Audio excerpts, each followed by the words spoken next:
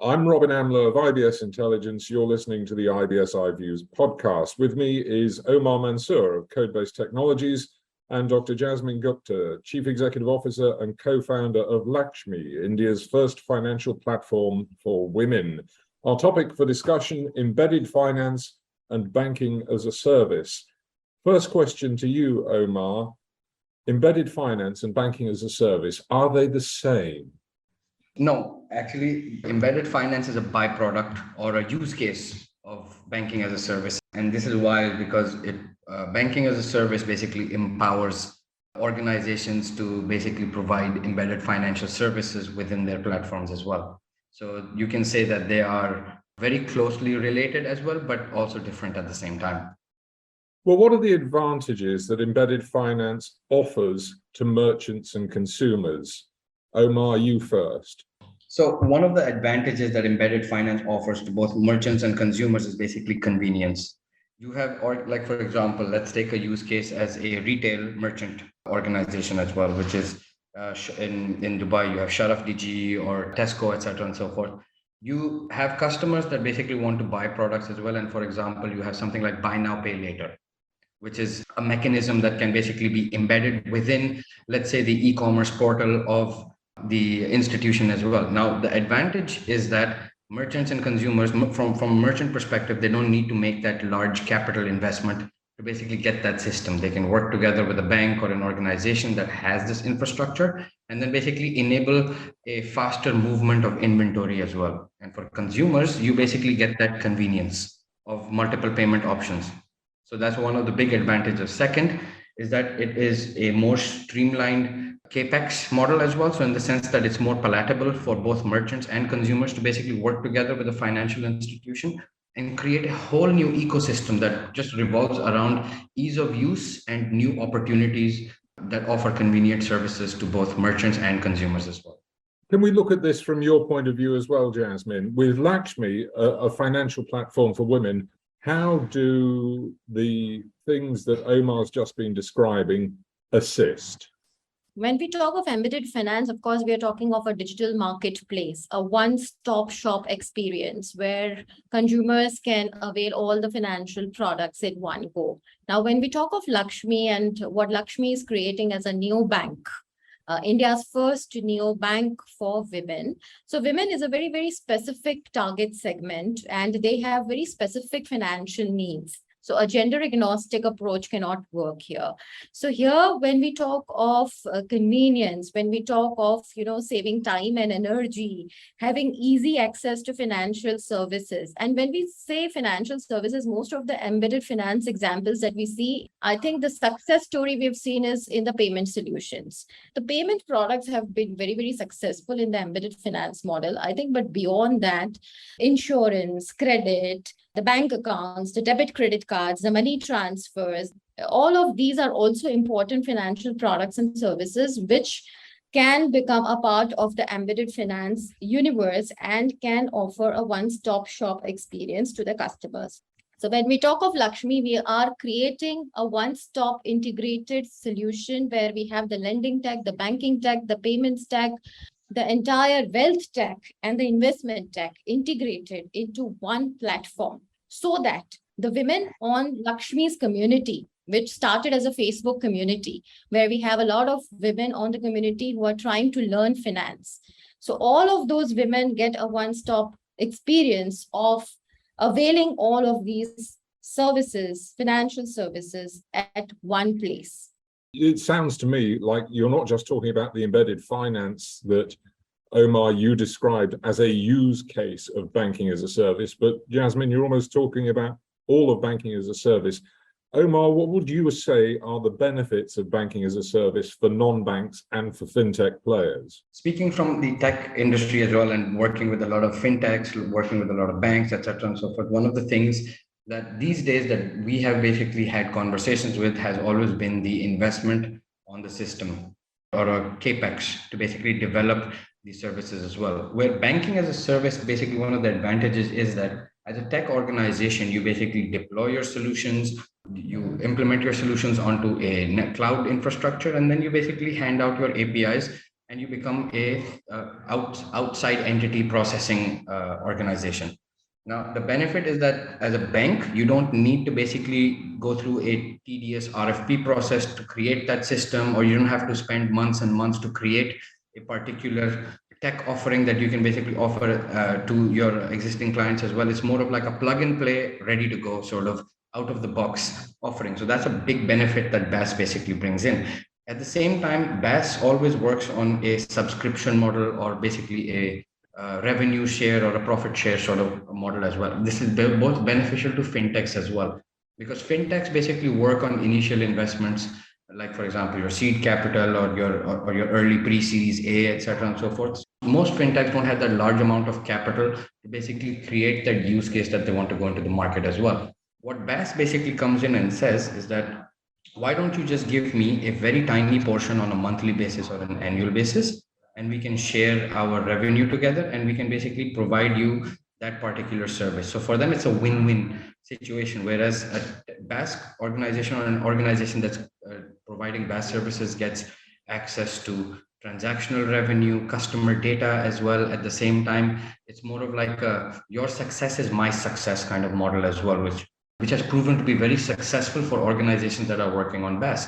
And I'll give you the best example. So Codebase Technologies, about 6 to 7 months ago, partnered with an organization called InterSwitch in Nigeria, which is one of the largest payment networks in Africa. And what we basically said was that we will provide you with our banking stack as well, and you can basically provide this to your 400 microfinance banks as well. And the benefit was that these organizations were not able to make a capital investment to basically get those technology solutions. And we said that we will work together with you and allow smaller institutions to level the playing field and offer to their customers innovative financial services as well, without the bank or the institution that's connected taking a very large capital hit on their budget. So it's basically win-win for everyone. You say that. I'm just wondering, though, whether banks should be concerned by the disintermediation that is effectively implicit in embedding finance solutions into merchant offerings, because it puts the bank at arm's length from the customer. The customer deals with the merchant. It doesn't he or she doesn't necessarily see the bank.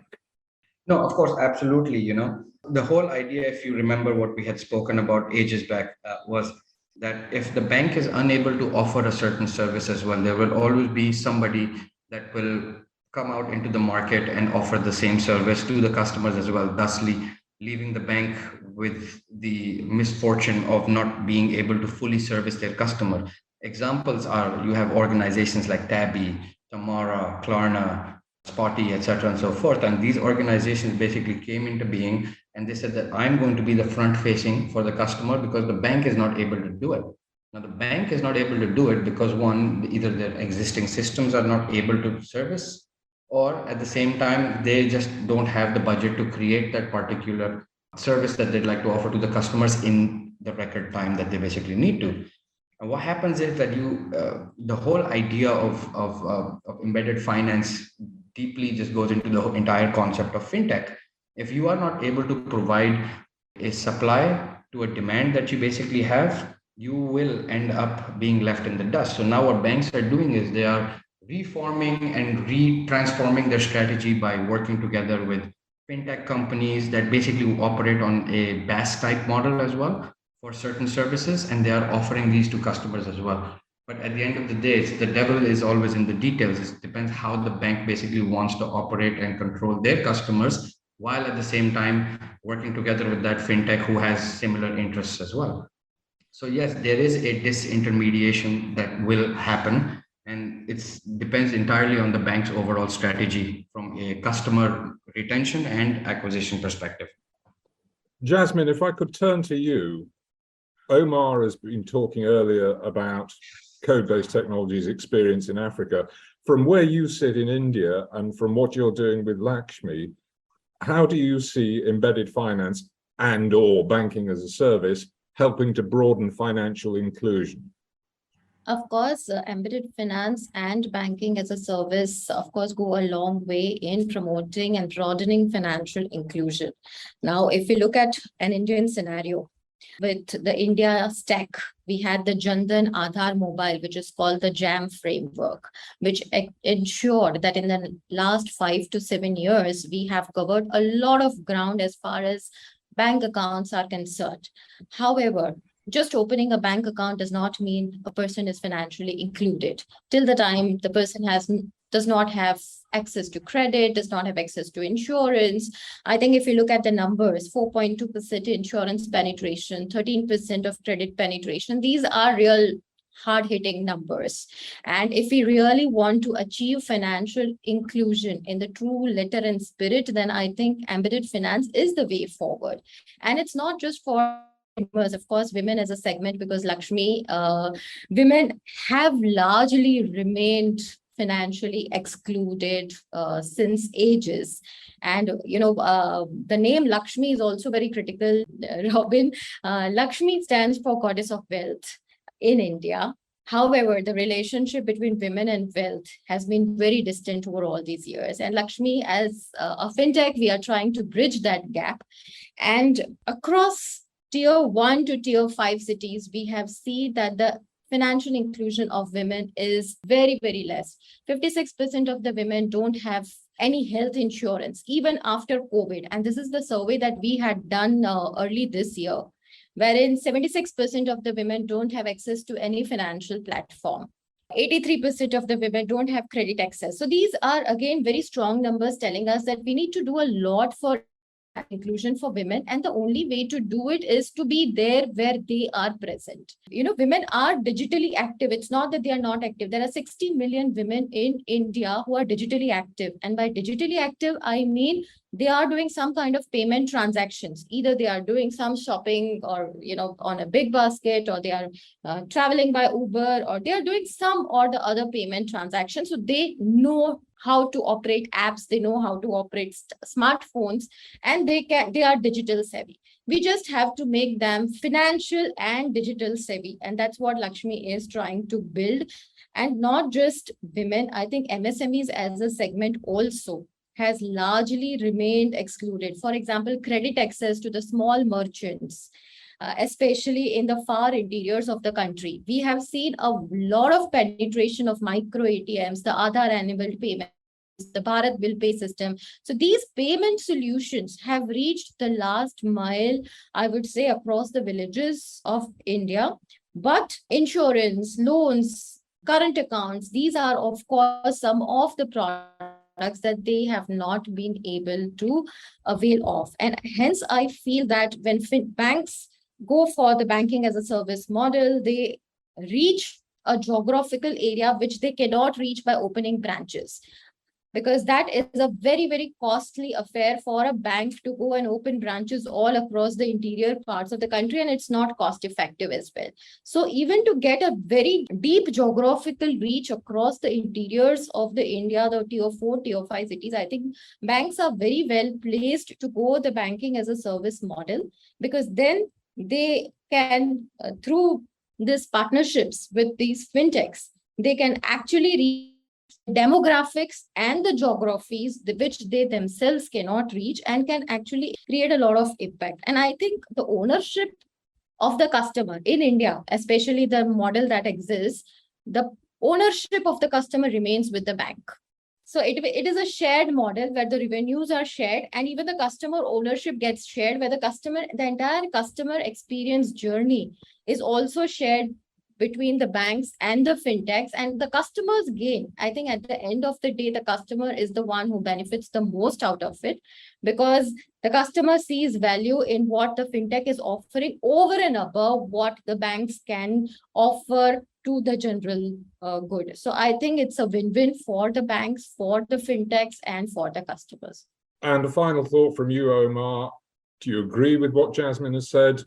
One of the cool things that embedded finance has basically done, it has basically enabled the leverage of technology also from a purchase perspective. It's also from a collaboration perspective as well.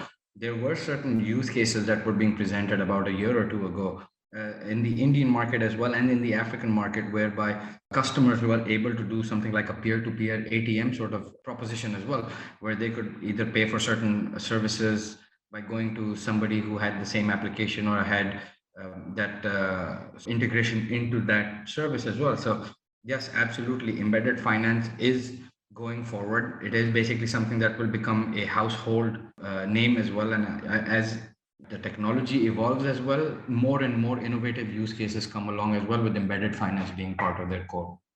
Omar Mansur of Codebase Technologies, Dr. Jasmin Gupta, Chief Executive Officer and co-founder of LXME, thank you very much.